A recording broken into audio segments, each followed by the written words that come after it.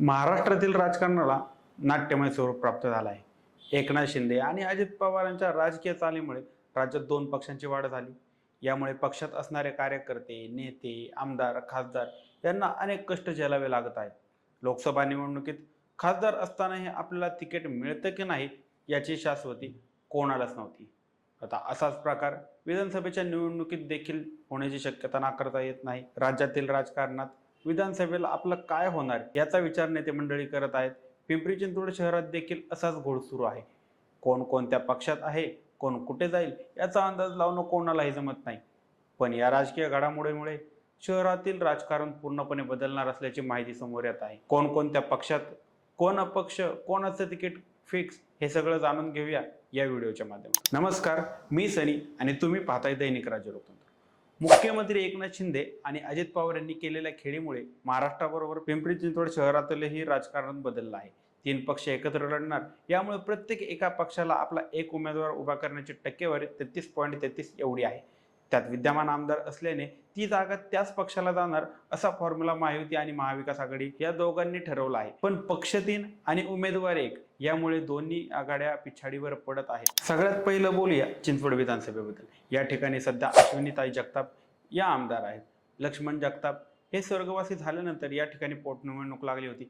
या शर्यतीत लक्ष्मण जगताप यांचे बंधू शंकर जगताप हे इच्छुक होते, पण भाजपाने सहानुभूतीची दिशा ओळखून लक्ष्मण जगताप यांची पत्नी अश्विनी जगताप यांना उमेदवारी दिली आणि त्या निवडून देखील आल्या. पण आता वार फिरला आहे. चिंचवड विधानसभेसाठी धीर आणि भाऊजाई अशी लढत रंगू शकते. याचं कारण असं की शंकर जगताप हे निवडणूक लढण्यासाठी अनेक दिवसांपासून इच्छुक आहेत. त्यात भाजपा अश्विनी जगताप यांचं तिकीट कापून शंकर जगताप यांना देईल अशी शक्यता वर्तवली जात आहे. मग अश्विनी जगताप यांचं काय? तर अनेक वर्षापासून शरद पवारांना चिंचवड विधानसभेवर आपला झेंडा फडकवायचा आहे. त्यामुळे शरद पवार अश्विनी जगताप यांना आपल्या पक्षात घेऊन त्यांना त्या ठिकाणाहून उमेदवारी देऊन राजकीय खेळी करतील असं म्हणलं जात आहे. पोटनिवडणुकीत पराभूत झालेले नाना काटे सध्या अजित पवार यांच्या सोबत आहेत, पण आपण निवडणूक लढवणार या मतावर ते ठाम आहेत. पण सध्या तरी भाऊजाई विरुद्ध धीर अशी लढत होण्याची शक्यता चिंचवड विधानसभेत वर्तवली जात आहे. दुसरी आहे पिंपरी विधानसभा. पिंपरी विधानसभा हा एससी समाजासाठी आरक्षित आहे. या ठिकाणचे विद्यमान आमदार हे अजित पवार गटाचे अण्णा बनसोडे हे आहेत. महायुती या ठिकाणून अण्णा बनसोडे यांना पुन्हा तिकीट देणार अशी सर्वत्र चर्चा सुरू आहे. पण दुसरीकडे राष्ट्रवादी काँग्रेस शरदचंद्र पवार गटाने देखील हालचाल सुरू केली आहे. या ठिकाणी शरद पवार गटातील अंतर्गत 3 गट पडल्याचे दिसत आहे.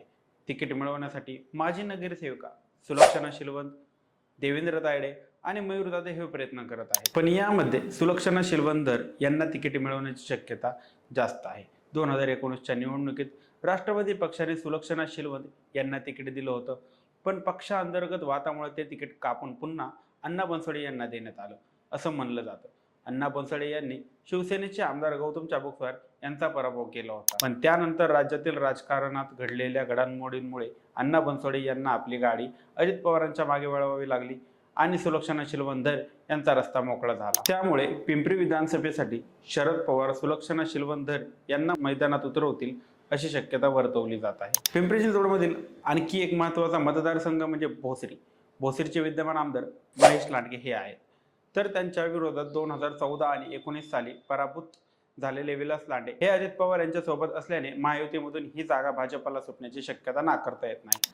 दुसरीकडे भोसरीतून आपण इच्छुक आहे असं सतत अजित पवारांना सांगणारे अजित गावाने यांना तिकीट भेटणार नाही असं दिसल्याने त्यांनी पुन्हा शरद पवार यांच्याकडे गाडी फिरवली आहे. पण परत जाऊनही त्यांना तिकीट मिळवण्यासाठी सडेतोड प्रयत्न करावे लागत आहेत. ह्याचं कारण असं की या ठिकाणी शिवसेना उद्धव ठाकरे गटाने आपला दावा ठोकला आहे. 2017 साली झालेल्या नगरसेवक निवडणुकीत भाजपने रवी लांडगे यांना तिकीट दिलं होतं. रवी लांडगे त्यावेळी बिनविरोध नगरसेवक झाले होते. कालांतराने रवी लांडगे यांनी भाजपला रामराम ठोकला. त्यामुळे ठाकरे गट महेश लांडगे यांना शोध देण्यासाठी बिनविरोध नगरसेवक समोर करणार असं सांगितलं जात आहे. त्यामुळे लांडगे विरुद्ध लांडगे की लांडगे विरुद्ध गावाने अशी निवडणूक रंगणार हा प्रश्न सगळ्यांनाच पडला आहे. तुम्हाला काय वाटतं? चिंचवडमधून कोण, पिंपरीतून कोण आणि भोसरीतून कोण बाजी मारणार? आम्हाला कमेंट करून नक्की कळवा आणि दैनिक राज्य लोकतंत्र चॅनलवर नवीन असाल तर चॅनलला सबस्क्राईब करायला विसरू नका. धन्यवाद.